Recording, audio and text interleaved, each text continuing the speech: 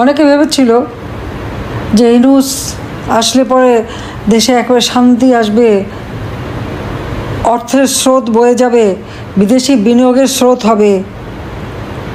কিন্তু ইউনূসের আসল চেহারাটা আজকে শুধু বাংলাদেশে না, সারা বিশ্ববাসীর কাছেই উন্মোচিত। সে যে একটা জঙ্গি সন্ত্রাসী, সে যে মানুষ হত্যাকারী এবং অবৈধভাবে ক্ষমতা দখলকারী, এটা কিন্তু আজ স্পষ্ট। আওয়ামী লীগের বোধহয় কোনো নেতা কর্মী আর তাদের আত্মীয়স্বজন কেউ বাদ নেই যাদের বিরুদ্ধে মামলা না দিয়েছে। শ্রমিকের অর্থ আত্মসাৎ করায় শ্রমিক আদালতে সাজাপ্রাপ্ত দণ্ডিত আসামি হচ্ছে doctor Mohammad Yunus. Money laundering, শ্রমিকের অর্থ আত্মসাৎ, ট্যাক্স ফাঁকি দেওয়া, বিভিন্ন মামলায় তার যে দুর্নীতি দমন কমিশন কর্তৃক তার বিরুদ্ধে যত মামলা, সব মামলা প্রত্যাহার করে নিয়েছে। ক্ষমতা এসে আগে সব প্রত্যাহার করে উল্টো আরও ম্যান পাওয়ারের ব্যবসা, ডিজিটাল ওয়ালেটের ব্যবসা, এই ব্যবসা সেই ব্যবসা হাতিয়ে নিয়েছে। একটা অর্থলোভী ধূর্ত শৃগাল, এর হাত থেকে দেশকে রক্ষা করতে হবে, দেশের মানুষকে রক্ষা করতে হবে। এদের হাতে কেউ নিরাপদ না। ডাকসু নির্বাচন, ছাত্রদল, তাদের ধারণা ছিল তারাই বোধহয় সবথেকে শক্তিশালী। এই জামাত শিবিরকে নিয়ে তাদেরই তো ওঠা বসা, এবং চক্রান্ত করে ছাত্রলীগকে নিষিদ্ধ করা হলো। আর তার ফলাফলটা কি? জাকসু সব জায়গায় আজকে শিবিরের দৌরাত্ম। শিবির সব যে বাংলাদেশের জন্য প্রাচ্যের অক্সফোর্ড খ্যাত ঢাকা বিশ্ববিদ্যালয় অসাম্প্রদায়িক চেতনার একটা জায়গা। বাংলাদেশের প্রতিটি আন্দোলনে, যেখানে এই আন্দোলন শুরু এবং এখানকার আন্দোলনের সূতিকাগার হচ্ছে ঢাকা বিশ্ববিদ্যালয়, আজকে সেই বিশ্ববিদ্যালয় স্বাধীনতা বিরোধী চক্রের হাতে। এর থেকে দুঃখের আর কি, এর থেকে লজ্জার আর কি আছে?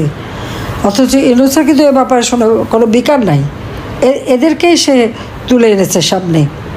কাজে আজকে আওয়ামী লীগের যত নেতাকর্মী, মুক্তিযোদ্ধা, অসাম্প্রদায়িক চেতনায় যারা বিশ্বাস করে, ধর্ম বর্ণ নির্বিশেষে সকলের অধিকার বিশ্বাস করে, তাদের সবাইকে এক হতে হবে এবং যার যা কিছু আছে তাই নিয়ে এটার মোকাবেলার জন্য প্রস্তুত থাকতে হবে। কারণ দেশের মানুষকে রক্ষা করতে হবে। সময়ের কারণে হয়তো আমি সরে আসতে বাধ্য হয়েছিলাম, কিন্তু আমি তো সরে আসার লোক না, আপনারা জানেন। 2007 সালে যখন আমাকে বাধা দিয়েছে, আমি জোর করে এসেছি। কিন্তু আমি ভেবেছিলাম যে হয়তো আমি না থাকলে হয়তো লাশ কম পড়বে, কিন্তু তা তো হয়নি। আমি জানতাম না যে আমি কোথায় আসছি, কিন্তু আল্লাহ যাই না, আল্লাহ প্রত্যেকবারই আমাকে বাঁচিয়ে আনে। 21শে আগস্টের গ্রেনেড হামলা, কোটরিপাড়া সেই 76 কেজি বোমা, চট্টগ্রামের সরাসরি গুলি, এটা এক জায়গায় না, বারবার। সাতক্ষীরা কলারোয়াতে গাড়িতে আক্রমণ, ঈশ্বরদীতে ট্রেনে আক্রমণ, গোলাগুলি, সুমন, এইরকম বহুবার মুখোমুখি হয়েছি। কিন্তু আল্লাহ যেভাবে আমাকে বাঁচিয়ে রেখেছে, নিশ্চয়ই আল্লাহর কোনো ইশারা আছে।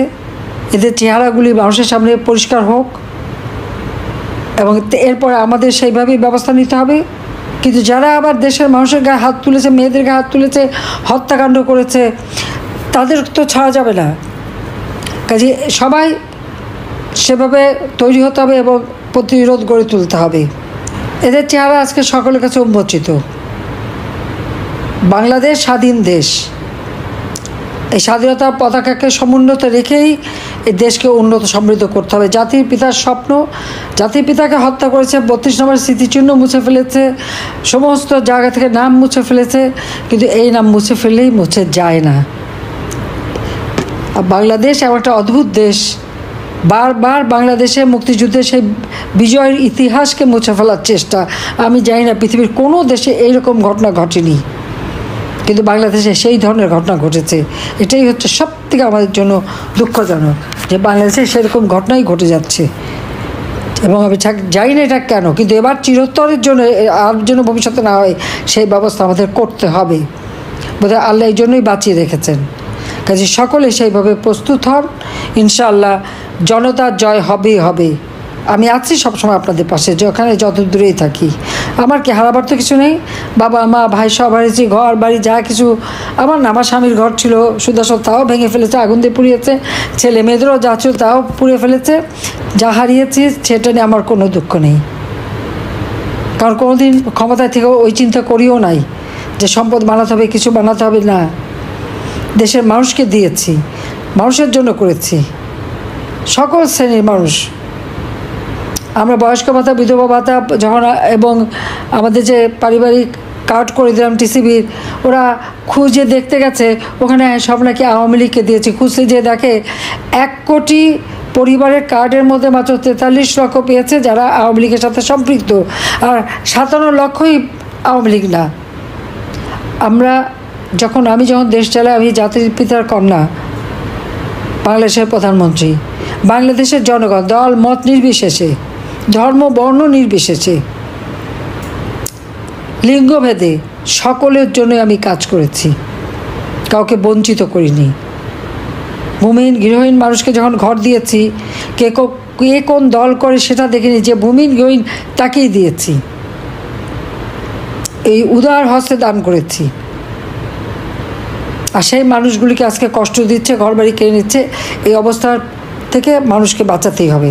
তার জন্য সকলে, এটাই আমার নির্দেশ, যা কিছু সবাই নিয়ে এখন মাঠে নামতে হবে, এদেরকে হটাতে হবে।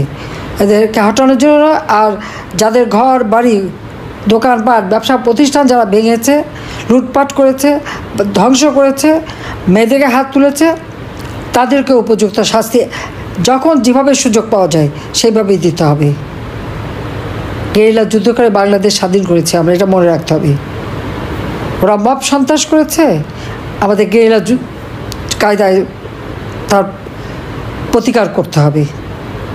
কাজে সেভাবেই সকলে তৈরি থাকেন। আমি এটুকু আবার বলবো যে আমি আছি, ইনশাল্লাহ জনতার জয় হবেই। জয় বাংলা, জয় বঙ্গবন্ধু, বাংলাদেশ চিরজীবী হোক। খোদা হাফিজ।